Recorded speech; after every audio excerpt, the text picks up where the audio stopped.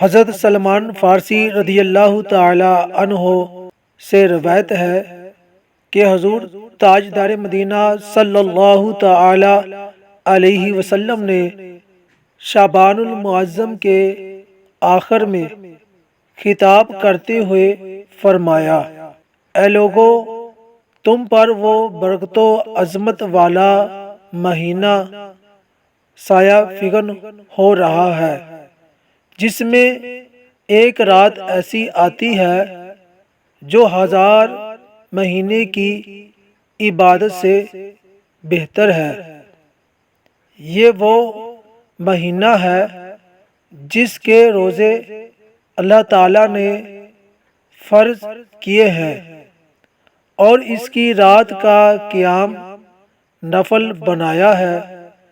جو شخص اس ماہ میں نفلی نیکی کرے گا تو گویا اس نے کسی دوسرے مہینے میں فرض ادا کیا، اور جو اس ماہ میں ایک فرض ادا کرے گا تو وہ ایسا ہوگا جیسے کسی دوسرے مہینے میں 70 فرض ادا کیے۔ یہ صبر کا مہینہ ہے اور صبر کا ثواب جنت ہے۔ یہ غربا کی غم خواری کا مہینہ ہے۔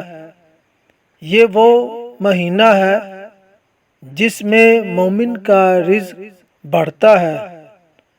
جو اس مہینے میں کسی روزے دار کا روزہ افطار کرائے تو اس کے گناہوں کی مغفرت ہو جاتی ہے اور اس کی گردن آگ سے آزاد کر دی جائے گی، اور اس کو روزے دار جتنا ثواب ملے گا، بغیر اس کے کہ روزہ دار کے ثواب میں کمی ہو۔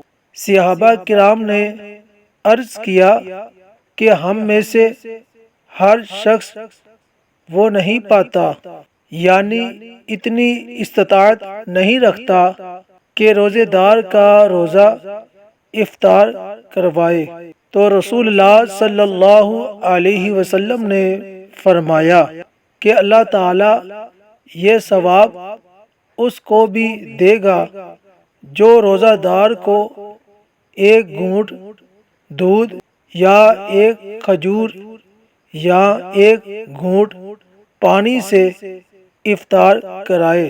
جو روزہ دار کو پیٹ بھر پلائے کھلائے، اسے اللہ تعالیٰ میرے حوض سے وہ پانی پلائے گا کہ کبھی پیاسا نہ ہوگا، حتیٰ کہ جنت میں داخل ہو جائے گا۔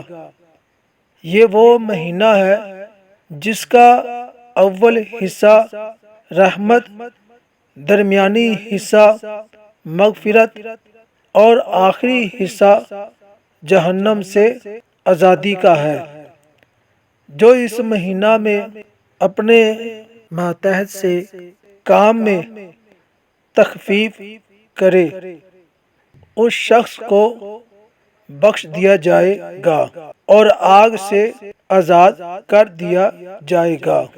سرکار دو عالم نور مجسم صلی اللہ تعالی علیہ وسلم کے اس ارشاد مبارک سے معلوم ہوا کہ اس ماہ مقدس کی تشریف آوری پر اللہ تبارک و تعالی کی رحمتوں اور برکتوں کے دروازے کھل جاتے ہیں۔